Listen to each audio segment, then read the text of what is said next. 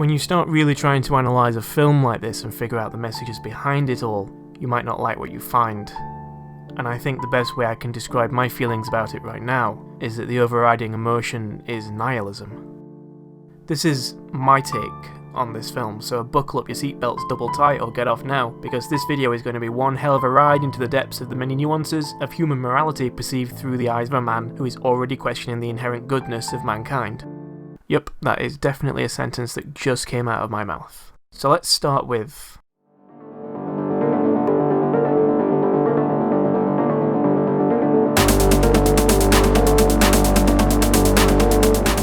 When I really started to think about this, I realised that there are only really 4 characters that drive this film, and only 3 of them are human. We're first introduced to Emily Blunt's Kate, an FBI agent investigating the Sonora cartel, leading her to a house owned by cartel Lieutenant Manuel Diaz. A house where the walls literally have ears, among other things, in which she gets shot at, which she needs like a hole in the head, and then almost blown to bits by an exploding shed.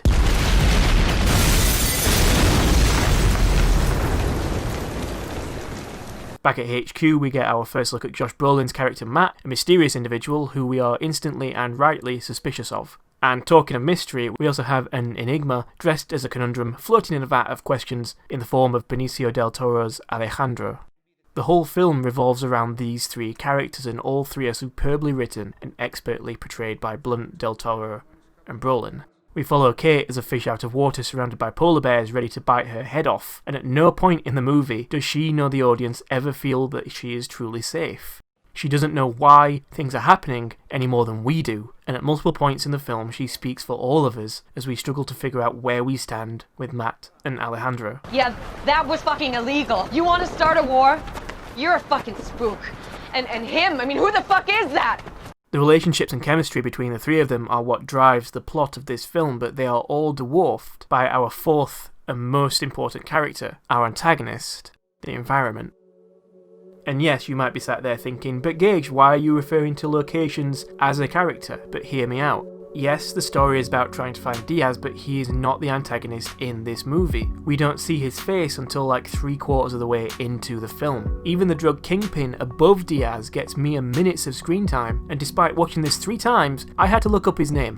For the vast majority of the film, they're not fighting against someone. Their problems stem from where they are. Juarez, the border, a house. These places get more screen time and more focus than almost any human in this film. Just have a look at how many establishing shots and how many wide shots there are. This isn't an accident. Each one is a conscious choice and the message is simple. The characters are driving this particular story, but they are insignificant compared to the environment around them. I think the part that drove this home for me was the trip to Juarez. Here are our protagonists, and here is what they're up against. Look at how small they really are going up against this juggernaut. The people they kill on the bridge aren't even named. We don't see how they got there or who exactly sent them, because the who isn't important. When they go to Juarez, the city is their enemy. Denis Villeneuve wants you to know that these characters are not in control. The most dangerous thing is the world around them, and it wants them dead. Which brings us to...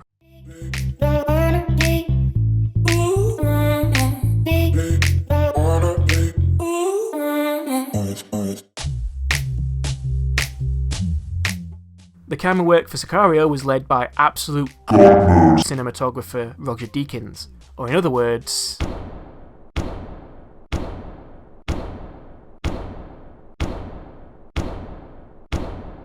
In fact, Josh Brolin was only persuaded to join the cast after an email from Deakins and his wife James, adding to the list of many times that actors agreed to a role solely because he was working on it. You may remember the quote I put up at the beginning of the video from Villeneuve about how he used light in this film to highlight certain things about the characters. Lighting plays a huge role in all films, but especially here. Throughout we see certain characters silhouetted by light or literally working in the shadows. The scene in which they're questioning Mexicans is where I noticed this most. Very serious. There's inner darkness the way you're treating us. As Emily Blunt in particular here is half in the light and half in shadows, and I think that's exactly where her character is right now in this part of the film. In fact, I think that's where all of our characters operate. Villeneuve and Deakins themselves have said they like to explore the human condition through cinematography, and this movie is definitely that. Our protagonists are grey, There's no right or wrong, and sometimes you have to do bad to do good, and where the line is subjective to each person. Again, we come back to Juarez. Like I said before, it's all about the environment. Throughout the film, we get tension created with wide shots and slow zooms, as Villeneuve in particular is a master of holding a wide shot for just the right amount of time for it to start to mean something else and make you uneasy. But in Juarez, we get put inside this SUV with our protagonists and driven around a dangerous city.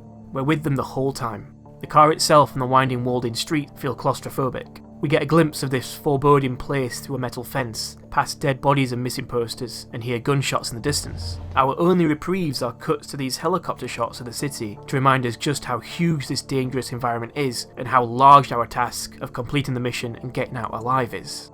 Quick shout out to my dry eyeballs because I didn't blink for what seemed for like an hour during all of this because of how tense it is. But I think my favourite individual shot in the whole film is probably this one. Like I said, up until now the most dangerous thing has been the world around them, and that's still true. The claustrophobia comes back with the scenes in the tunnels made even more tense and exciting by the use of night vision. Their surroundings become even more of a threat to them, but with this shot we get this almost heavenly scene above, and we see them merging with that deadly environment, becoming one with it. Because sometimes, to do what you think is right, you have to become something else. To quote Robert Oppenheimer, the father of the nuclear bomb, who in turn quoted Vishnu to express his feelings upon completing his creation, which would cause untold destruction, hopefully for the greater good, now I am become death, the destroyer of worlds. Or, if you prefer, I am the danger. Well, if you came to this video expecting it to be light and breezy, then, whoops. I did warn you though, so the final thing I want to talk about is...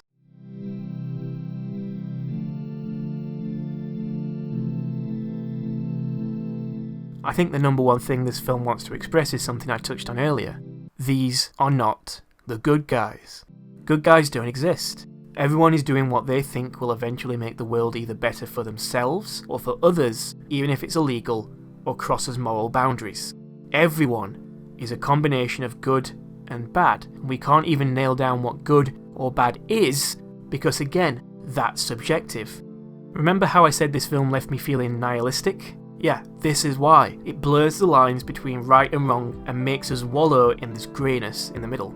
Our protagonists and those around them, who all work for either the CIA or FBI and are meant to be who we root for, are responsible for...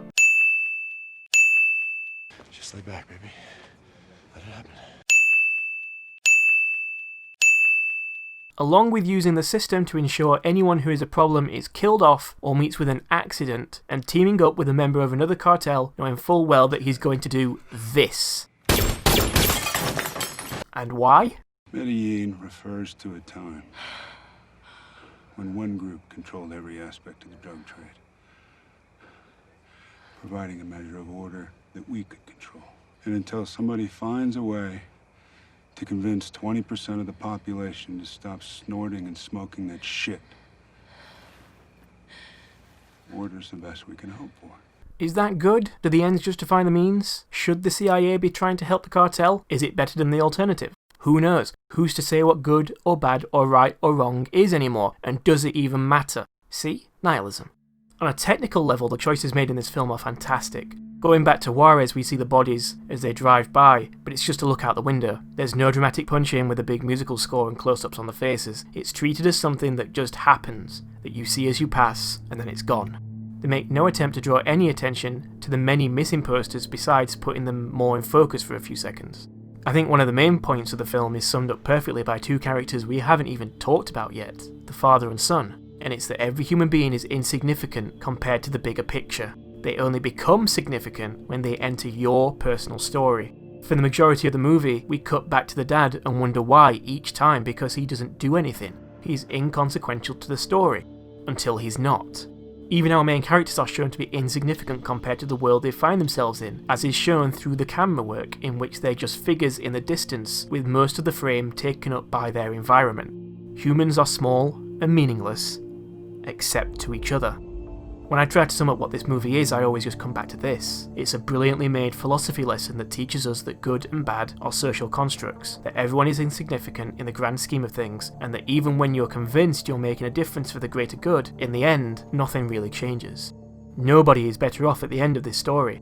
The chaos in Juarez continues, and in what Villeneuve and Deakins called their favourite scene, you end up with two broken people whose lives can never go back to normal because they know the truth of how everything really works and how little they ultimately matter.